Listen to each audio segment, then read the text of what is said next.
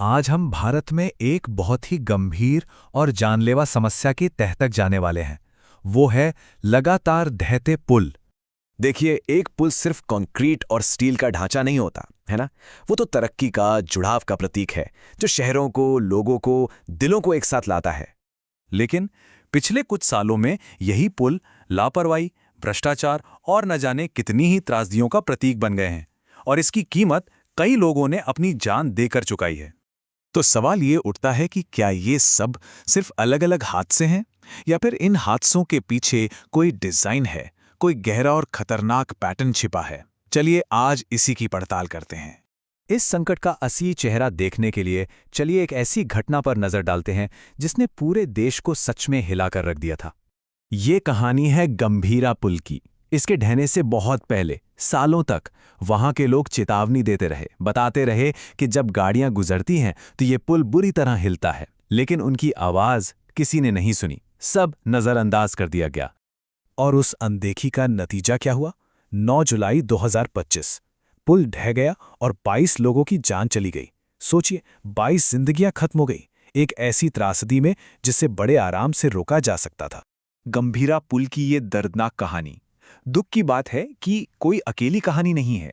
ये तो पूरे भारत में फैले एक बहुत बड़े और खतरनाक पैटर्न का सिर्फ एक छोटा सा हिस्सा है। मीडिया रिपोर्ट्स का एनालिसिस एक चौंकाने वाली तस्वीर दिखाता है। 2021 से 2025 के बीच भारत में 170 पुल ढह गए। 170? ये आंकड़ा हमारे इंफ्रास्ट्रक्चर की कितनी गंभीर हालत है, ये बताने के लिए काफी है। और इन 170 हादसों में 202 लोगों की जान गई। ये सिर्फ नंबर नहीं है, ये वो जिंदगियां हैं जो एक फेल हो चुके सिस्टम की वजह से खत्म हो गई। और अब एक बहुत ही हैरान करने वाली बात, सरकारी आंकड़ों के मुताबिक 5 साल में सिर्फ 42 पुल गिरे, लेकिन मीडिया रिपोर्ट्स क्या कहती हैं कि अकेले 2024 में ही 48 पुल ढह गए। मतलब आंकड़ों में इतना बड़ा फर्क, ये साफ दिखाता है कि इस समस्या को कितना कम करके आंका जा रहा है।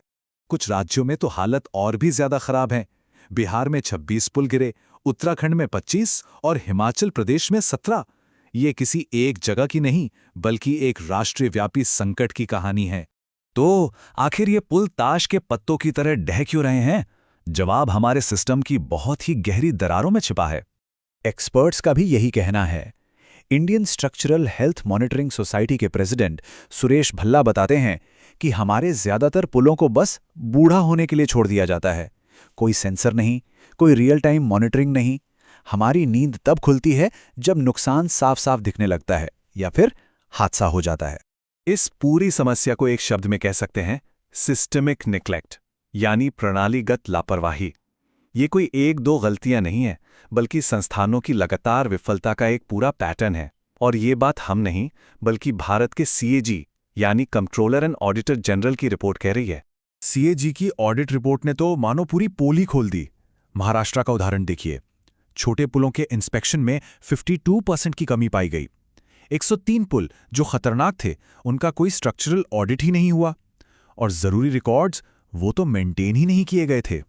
और ये आंकड़ा देखिए, ये दिखाता है कि समस्या असल में कितनी गहरी है। महाराष्ट्र में 2635 पुलों को तुरंत मरम्मत की जरूरत थी, लेकिन मरम्मत हुई सिर्फ 363 की। इसका सीधा सा मतलब है कि हजारों खतरनाक पुल आज भी लोगों के लिए एक बड़ा खतरा बने हुए हैं। अब हम इस कहानी के सबसे परेशान करने वाले हिस्से पर आते हैं। एक ऐसा दुष्चक्र, एक ऐसा स्कैम जहां घटिया काम करने वाले ठेकेदारों को सजा नहीं, बल्कि और नए ठेके मिलते हैं। ये एक पूरा चक्र है जो बार बार दोहराया जाता है। पहला कदम, ठेका दिया जाता है। दूसरा, घटिया क्वालिटी का काम होता है। तीसरा, जाहिर है, पुल ढह जाता है। और चौथा और सबसे हैरानी वाला कदम, उसी ठेकेदार को फिर से काम मिल जाता है। ये कुछ उदाहरण देखिए। एसपी सिंगला कंस्ट्रक्शन का बनाया बिहार का एक पुल 2 बार गिरा, फिर भी कंपनी को दूसरे राज्यों में प्रोजेक्ट मिलते रहे। रंजीत बिल्डकॉन का बनाया एक फ्लाईओवर गिरा और उसे ठीक करने का ठेका भी उन्हीं को दे दिया गया। मतलब जवाबदेही का कोई सिस्टम ही नहीं है। और शायद सबसे शर्मनाक और चौंकाने वाला उदाहरण मोरबी का है। वहां पुल की मरम्मत का ठेका ओरेवा ग्रुप को दिया गया था, एक ऐसी कंपनी जो दीवार, घड़ी और ई बाइक बनाती हैं, जिसे पुल बनाने का जीरो अनुभव था। नतीजा, 135 लोगों की मौत।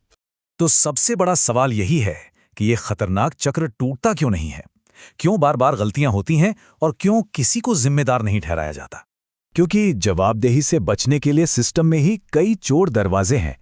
जिन अधिकारियों को निलंबित किया जाता है वो कुछ समय बाद वापस काम पर आ जाते हैं।